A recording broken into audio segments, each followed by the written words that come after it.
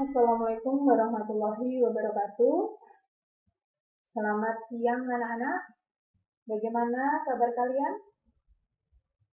Ibu harap kabar kalian tetap sehat selalu dan tetap semangat untuk mengikuti pembelajaran daring kali ini. Oke, di minggu ini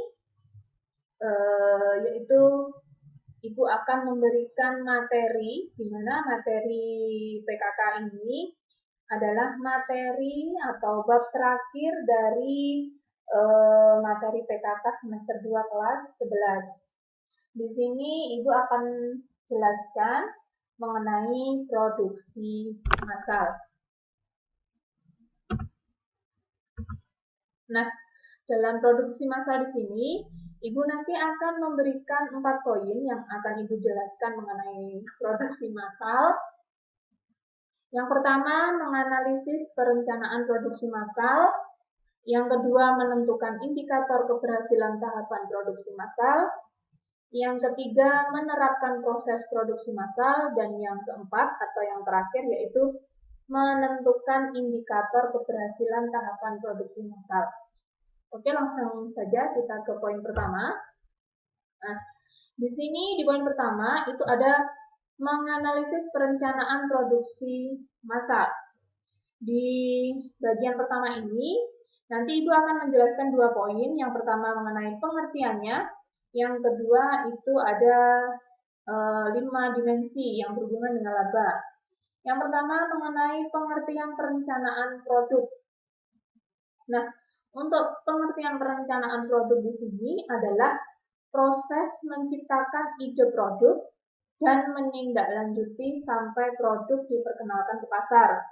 Selain itu, perusahaan harus memiliki strategi cadangan apabila produk gagal dalam pemasarannya, termasuk diantaranya ekstensi produk atau perbaikan, distribusinya, perubahan harga, dan promosi.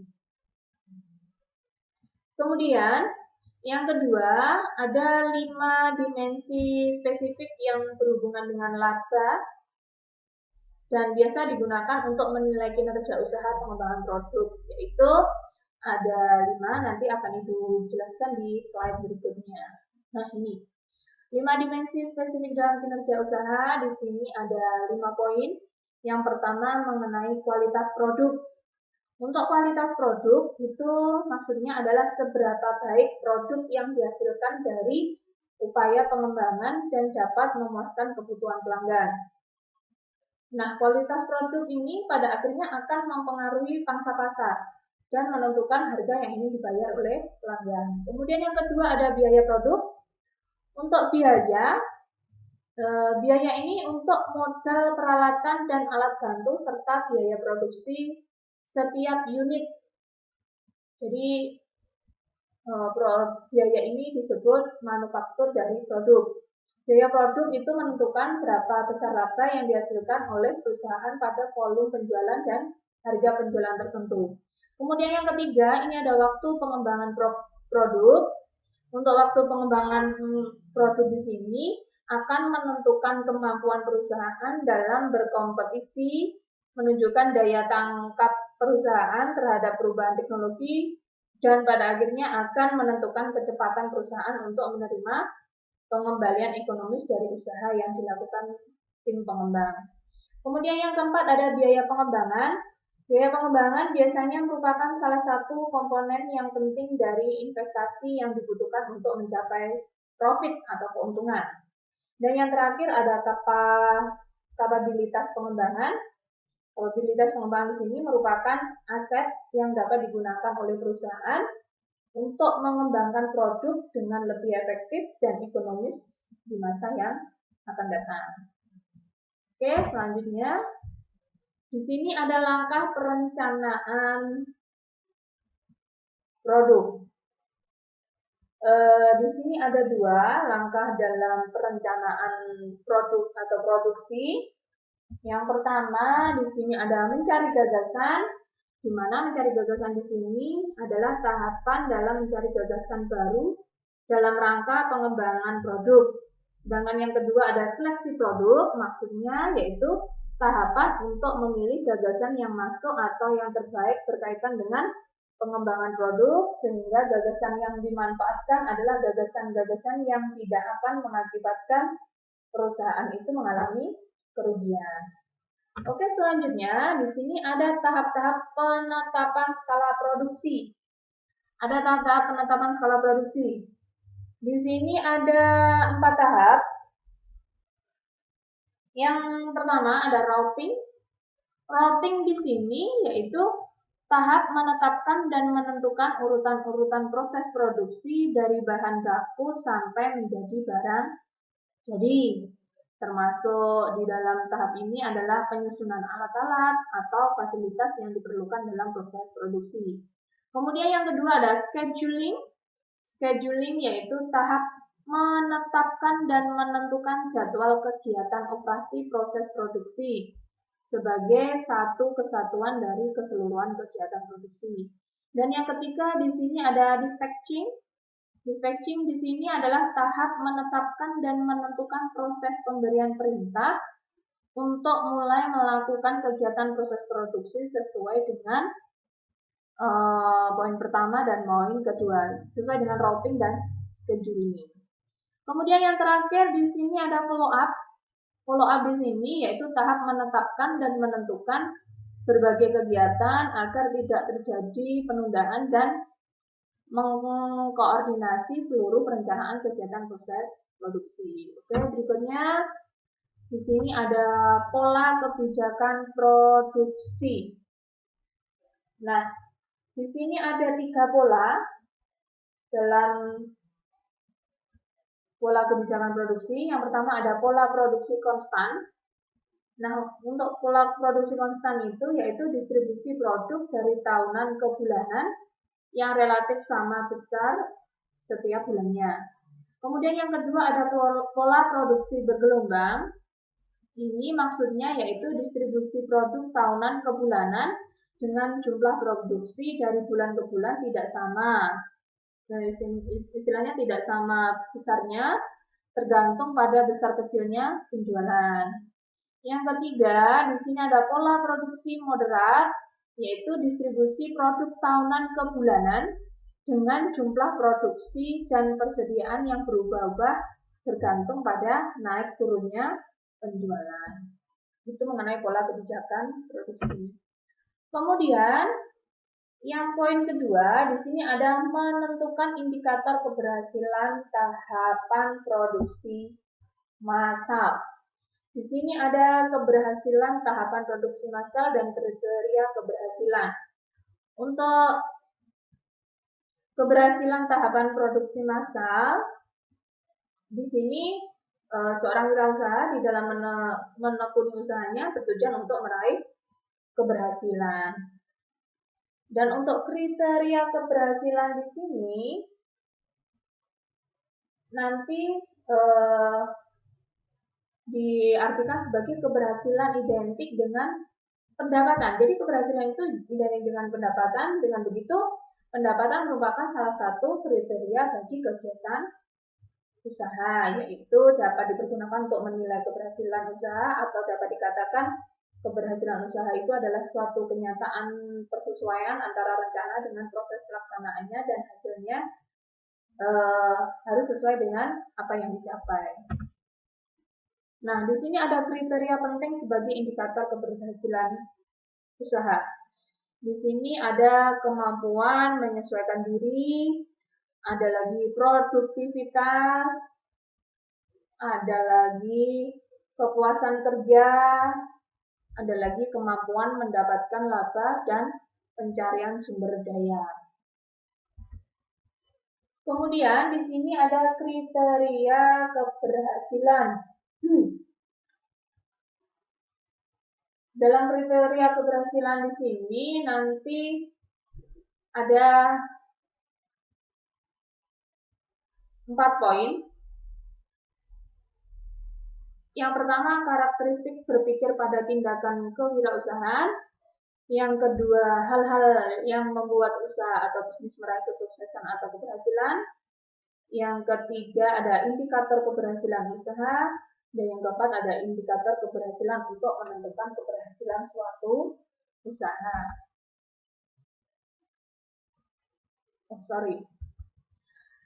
Untuk karakteristik berpikir pada tindakan kewirausahaan itu nanti ada 5 tindakan. Yang pertama, sangat bersemangat dalam melihat atau mencari peluang usaha baru, mengejar peluang dengan disiplin yang ketat, fokus pada pelaksanaan, mengikut sertakan energi setiap orang yang berada dalam jangkauan mereka, dan lain sebagainya. Dan kemudian ada hal yang membuat usaha atau bisnis meraih kesuksesan atau keberhasilan itu, contohnya peluang pasar yang baik, keunggulan persaingan, kualitas barang atau jasa, inovasi yang berproses, dasar budaya perusahaan, menghargai pelanggan dan pegawai, manajemen yang berkualitas, dan dukungan modal yang kuat. Yang ketiga ada indikator keberhasilan usaha. Dalam indikator keberhasilan usaha di sini nanti ada 5 poin. Ada modal, pendapatan, volume penjualan, output produksi, dan tenaga kerja. Dan yang terakhir ada indikator keberhasilan untuk menentukan keberhasilan suatu usaha. Di sini ada 7. Yang pertama ada peningkatan dalam akumulasi modal atau peningkatan modal. Yang kedua jumlah produksi. Yang ketiga jumlah pelanggan. Yang keempat perluasan usaha. Yang kelima perluasan daerah pemasaran. Yang keenam perbaikan sarana fisik. Dan yang terakhir pendapatan usaha. Oke, selanjutnya di poin ketiga tadi ada menerapkan proses produksi massal.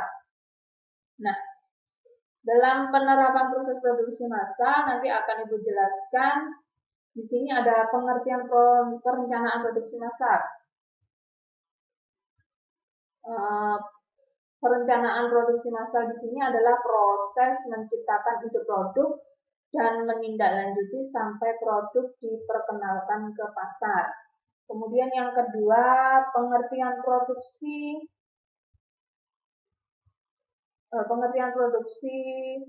massal. Nah, dalam produksi massal di sini pengertiannya adalah nama yang diberikan kepada sebuah metode memproduksi barang dalam jumlah besar dengan biaya yang rendah per unitnya. Kemudian yang ketiga itu ada pengertian proses produksi. Nah, untuk proses produksi pengertiannya adalah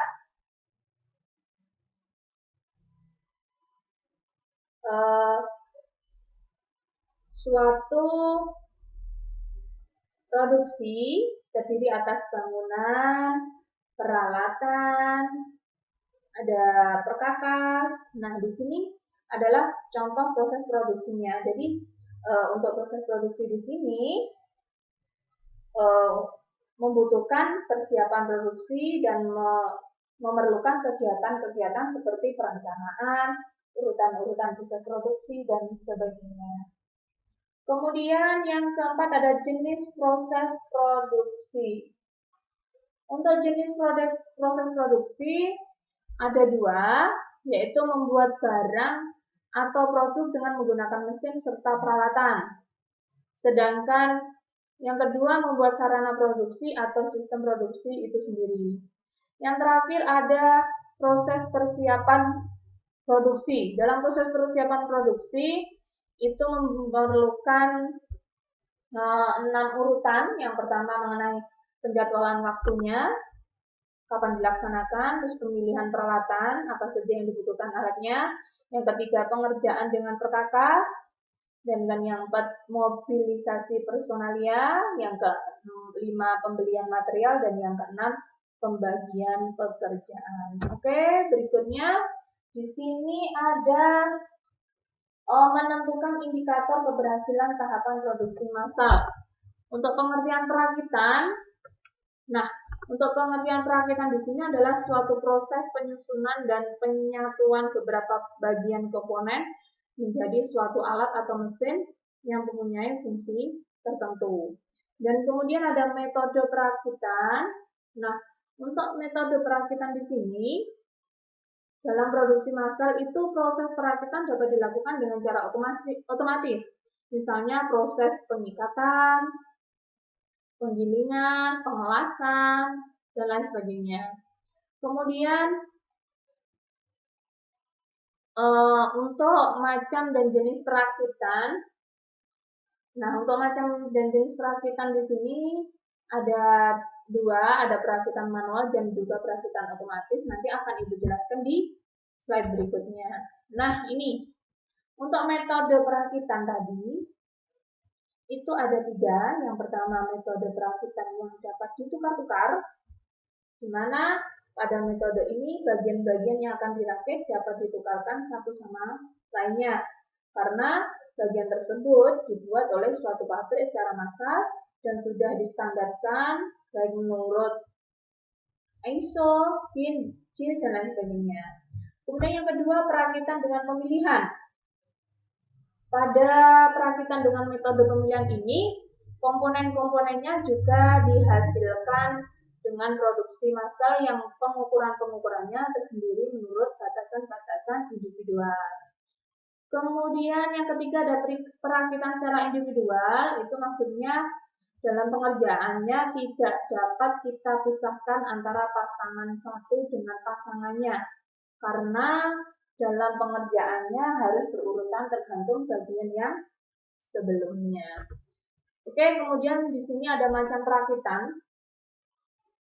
Macam perakitan ada dua, perakitan manual sama perakitan otomatis. Perakitan manual ini adalah perakitan yang sebagian besar proses dikerjakan secara konvensional atau menggunakan tenaga manusia dengan peralatan yang sederhana tanpa alat-alat bantu yang spesifik atau khusus. Sedangkan perakitan otomatis itu perakitan yang dikerjakan dengan sistem otomatis seperti elektronik, mekanik, gabungan mekanik, dan elektronik, dan membutuhkan alat bantu yang lebih khusus. Itu macam perakitan. Kemudian di sini ada jenis perakitan menurut jenis produknya. Yang pertama ada produk tunggal jenis perakitan tunggal, yaitu perakitan dengan produk hanya satu jenis saja. Dan yang kedua ada produk seri jenis perakitan produk seri. Di sini adalah bila perakitannya dilakukan dalam jumlah massal, dalam bentuk dan ukuran yang sama. Contohnya proses perakitan produk elektronik, perakitan mobil, perakitan motor, dan lain sebagainya. Oke, sekian penjelasan dari Ibu di materi terakhir di semester 2 PKK kelas 11 di sini. Ibu memberikan latihan soal, di mana latihan soal di sini nanti tolong dikerjakan di buku tugas kalian masing-masing. Jika sewaktu-waktu Ibu menyuruh dikumpulkan, harus dikumpulkan. Oke, terima kasih atas perhatiannya. Kurang lebihnya Ibu minta maaf. Semoga apa yang telah Ibu sampaikan kepada kalian semua akan memberikan tambahan ilmu dan pengetahuan ketika nanti kalian sudah lulus dari SMK. Oke, sekian, terima kasih dari saya. Wassalamualaikum warahmatullahi wabarakatuh. Sampai jumpa.